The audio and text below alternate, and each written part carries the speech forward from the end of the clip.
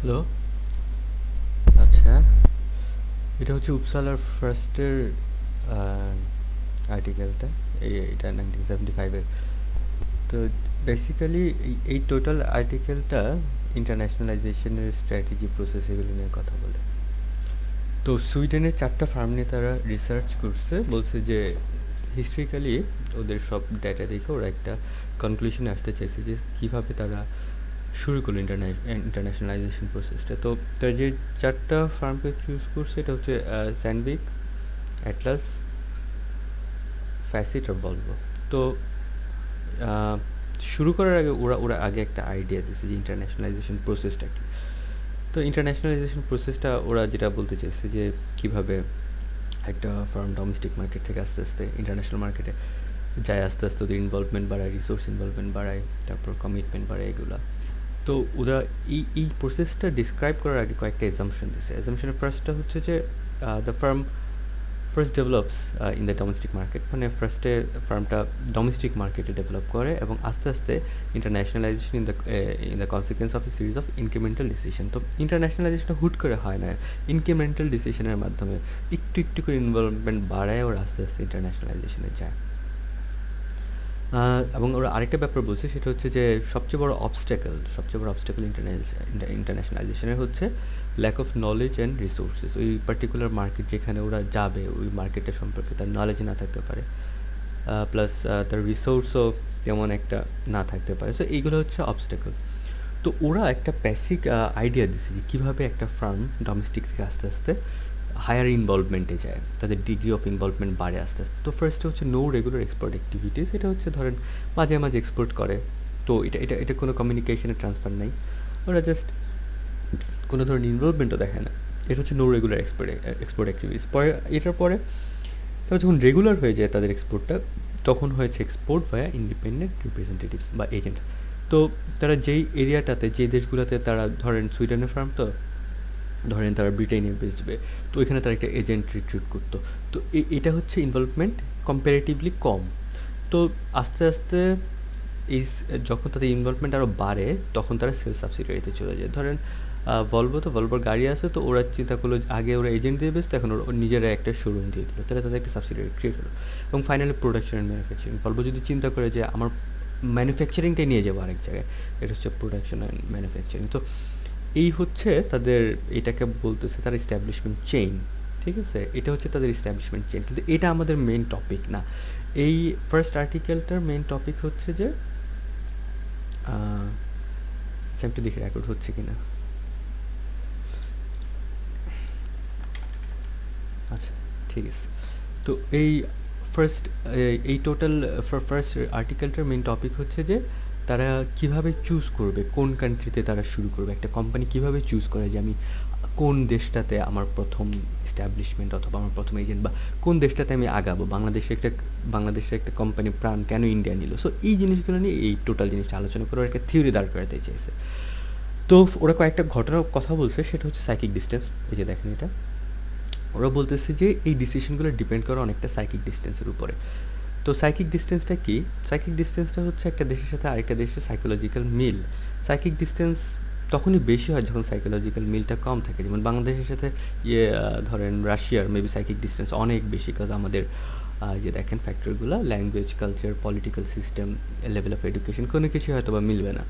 আর যেখানে psychic distance কম সেখানে মোটামুটি কাছাকাছি মিলে। তো আমরা জেনারেলাইজ করলে এই সুইডেনের সাথে সাইকিক ডিস্টেন্স সবচেয়ে বেশি কম হবে হচ্ছে আপনার ওদের আশেপাশে যে দেশগুলো আছে, যেমন নরওয়ে, মানে ওরা তো স্ক্যান্ডিনেভিয়ান কান্ট্রি, বা ভাইকিংস ছিল যেখানে।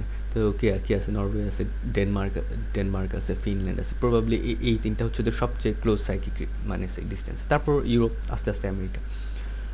তো ওরা বলতেছে শুধুমাত্র সাইকিক ডিস্টেন্স না, সাইকিক ডিস্টেন্স তো একটা ফ্যাক্টর যে তারা ডিসিশন নেবে কোন দেশে যাব।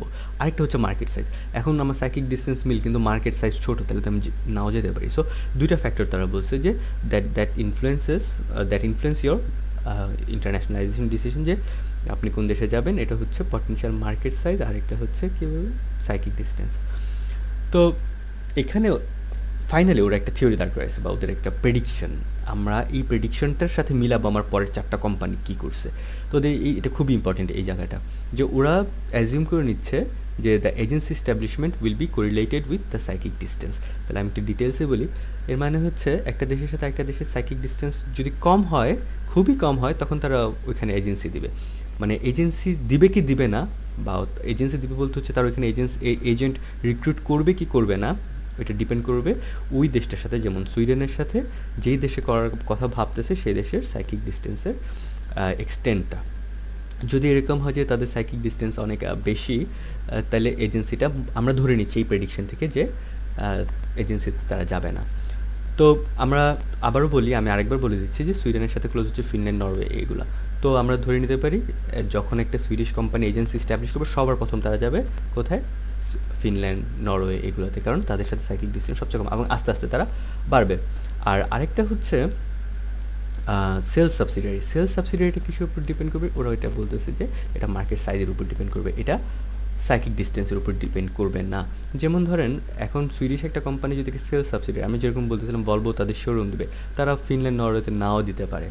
বা এই থিওরি আমাকে বলেছে তারা ফিনল্যান্ড, নরওয়েতে তাদের দেওয়ার চেয়ে বড় কথা হচ্ছে সাইকিক ডিস্টেন্স না, বড় কথা হচ্ছে মার্কেট সাইজ, কোন জায়গার মার্কেট সাইজ বড়। তো আমরা ধরে নিতে পারি যে ভলভো ফার্স্ট ব্রিটেনে দেবে, কারণ আমরা জানি ব্রিটেনের মার্কেট বড়। তো আমি আবার একবার বলতেছি, সেটা হচ্ছে এজেন্সি এস্টাবলিশমেন্টটা আমরা এই থিওরিতে প্রেডিক্ট করতেছি যে ডিপেন্ড করবে হচ্ছে সাইকিক ডিস্টেন্সের উপর। আর সেলস সাবসিডিয়ারি, একটা কোম্পানি কখন সেলস সাবসিডিয়ারি, এটা ডিপেন্ড করবে মার্কেট কত বড়। কারণ আমি এত কষ্ট করে এত টাকা খরচ করে আমি আমার একটা সেলস সাবসিডিয়ারি দিব, বিভিন্ন শোরুম টুরুম খুলবো, কিন্তু মার্কেটটা ছোটো হয়ে, তাহলে তো আমার লাভ নেই। সো আমরা এই দুইটা দিয়ে পুরা বাকি চারটা কোম্পানি আসবো। আরেকটা ব্যাপার হচ্ছে লাস্টে যেটা ছিল প্রোডাকশন এস্টাবলিশমেন্ট। একটা কোম্পানি কখন বাইরের দেশে প্রোডাকশন এস্টাবলিশ করে, এটা কয়েকটা ডিফারেন্ট ফোর্সেসের উপর ডিপেন্ড করে। একটা হচ্ছে সাইকিক ডিস্টেন্স আছে, তাছাড়া ট্যারিফ, নন ট্যারিফ, ব্যারিয়ার, ট্রান্সপোর্ট কস্ট, এগুলো। তো এই প্রোডাকশন এস্টাবলিশমেন্টটা না আমাদের টোটাল ইস্যুতে তেমন একটা আসেনি। আমাদের মেইন দুটো হচ্ছে এজেন্সি এস্টাবলিশমেন্ট আর সেলস সাবসিডিয়ারি। তো আমাদের এই জিনিসটাকেই আমরা দেখবো যে বাকি চারটা, আমাদের যে চারটা কোম্পানি আছে ওই চারটা কি ফলো করে কিনা, যে আমাদের চারটা কোম্পানি আমাদের প্রেডিকশনটা মেনে নিছে কিনা, বা প্রেডিকশন মেনে নেয় নাই, মানে প্রেডিকশন অনুযায়ী আগেছে কিনা। সো ফার্স্টে আমরা শুরু করবো হচ্ছে স্যান্ডভিক দিয়ে। স্যান্ডভিক আসলে একটা হার্ড মেটাল প্রোডাক্টস আর অ্যালয় প্রডিউস করে। তো এখান থেকে তারা, আমরা এটা একটু পরে কথা বলবো এটা নিয়ে। তো এখানে দেখতেছি যে আমি কনক্লুশনে চলে যাই, সেটা হচ্ছে agency establishment were set up in successively more distant markets. এর মানে হচ্ছে সাকসেসিভলি, ফার্স্টে তারা সবচেয়ে কম ডিস্টেন্ট মার্কেটে, তারপর আস্তে আস্তে বাড়ছে, ঠিক আছে। তো এজেন্সি এস্টাবলিশমেন্টটা শুরু হয়েছে সবচেয়ে কম সাইকিক ডিস্টেন্স যেখানে, সেখান থেকে। এর মানে হচ্ছে এটা আমাদের মেইন প্রেডিকশনের সাথে মিলে গেল, ঠিক আছে। তাহলে এটা ঠিক আছে, ফার্স্ট এটা মিলে গেলো। আমরা বলছিলাম যে এজেন্সি এস্টাবলিশমেন্ট কোরিলেশন থাকবে হচ্ছে এই সাইকিক ডিস্টেন্সের সাথে, আর সেলস সাবসিডিয়ারি কোরিলেশন থাকবে হচ্ছে মার্কেট সাইজের সাথে।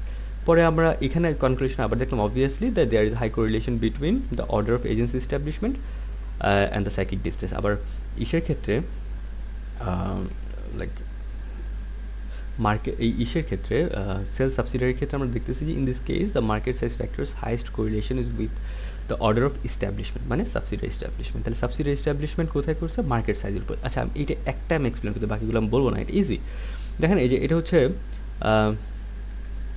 টাইমগুলো, এই যে যেটা পুরো ব্ল্যাক ডট, এগুলো হচ্ছে তাদের এজেন্সি এস্টাবলিশমেন্ট, আর যেগুলো যে হোয়াইট ডট, এগুলো হচ্ছে তাদের লাইক কী বলে, সেলস সাবসিডিয়ারি, আর যেগুলো যে ক্রস দেওয়া, এগুলো হচ্ছে তাদের ম্যানুফ্যাকচারিং। তো দেখেন আমরা কি বলছি, আমাদের থিওরি বলছে যে এজেন্সি সবচেয়ে ক্লোজ কান্ট্রিতে শুরু হবে সবার আগে। তো সবার আগে শুরু হয়েছে কোথায়?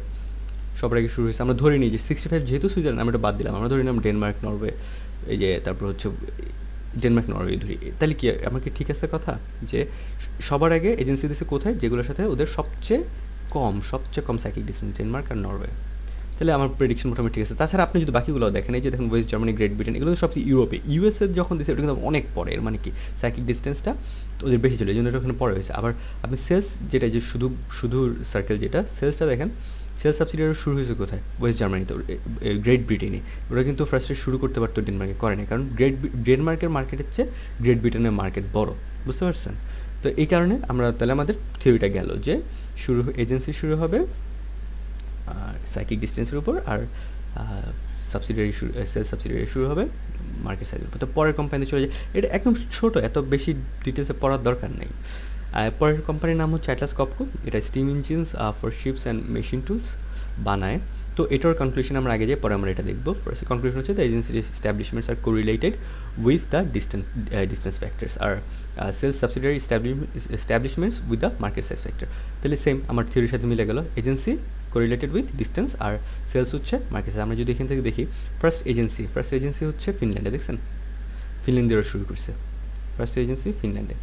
আর ফার্স্ট আপনার কোথায়, ইউএসএতে, প্রবাবলি হ্যাঁ ইউএসএ, ফার্স্ট হচ্ছে ইউএসএ সেলস সাবসিডিয়ারি, মানে ইউএসএর মার্কেট বড়, তো এটা আমার মিলে গেল।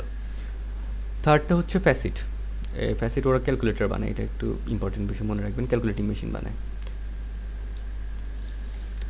আচ্ছা, তো এখন ফ্যাসিটের কি আমরা পাইলাম, ফ্যাসিট এই যে প্রথম আমাদের সাথে এর বাগড়া বাজাই দিল, মানে it doesn't go with our prediction. আমাদের প্রেডিকশন যেটা ছিল যে কী বলো এটাকে, agency establishment will always be correlated with psychic distance আর ইসেরটা sales subsidiary will be correlated with কী বলে এটাকে জানি, আরে ভুলে যেত, সেলস হচ্ছে মার্কেট সাইজের সাথে। সো এইখানে আমাদের ফার্স্ট একটা বাগড়া বাজলো যে এখানে না, there is no tendency to start on neighbouring markets. তো ওদের এজেন্সি শুরু হয়নি, তো আমরা দেখি এজেন্সি শুরু হয়েছে কোথায়, দেখেন 29 সালে অস্ট্রিয়াতে, কিন্তু ডেনমার্ক নরওয়েতে শুরু নেই। তাহলে এই যে ফার্স্ট আমরা ঘাপলা যেটা পাইলাম সেটা হচ্ছে এখানে কি লেখা যায়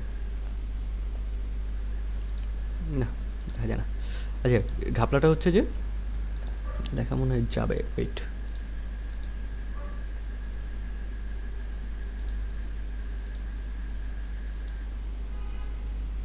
না ঝামেলা হয়ে যাবে, পরে সব উল্টাপাল্টা হয়ে যাবে, ঠিক আছে। তো ফার্স্টে হলো যে তাদের আমাদের যে ইস্টাবলিশড আইডিয়াটা ছিল যে তাদের এটার সাথে গেল না, ওরা বলতেছে যে ফ্যাসি establish agency relation to small countries, ওরা স্মল কান্ট্রিগুলো দেখে দেখে বাছাই করে ওরা ঢুকছে, ওরা কিন্তু সাইকিক ডিস্টেন্স দেখে না। তাহলে প্রথমে এই যে প্রথম আমাদের মিলল না। পরটা হচ্ছে establishment of sales subsidiaries. So what we know already is that sales subsidiary should be correlated with market size, কিন্তু এখানে না, এখানে উল্টো হয়েছে। দেখেন এখানে সেলস সাবসিডিয়ারিটা কোরিলেটেড হয়েছে হচ্ছে আপনার ডিস্টেন্স ফ্যাক্টর, মানে হচ্ছে সাইকিক ডিস্টেন্সের সাথে। ব্যাপারটা ইন্টারেস্টিং না? এখন আপনি বলতে পারেন যে কেন হইলো এরকম, যে সেলস সাবসিডিয়ারি তো মার্কেট সাইজ ছোট বড়, এটা না দেখে কেন সাইকিক ডিস্টেন্সে গেলো? এখানে এর পেছনে কিছু রিজন ওরা দিছে।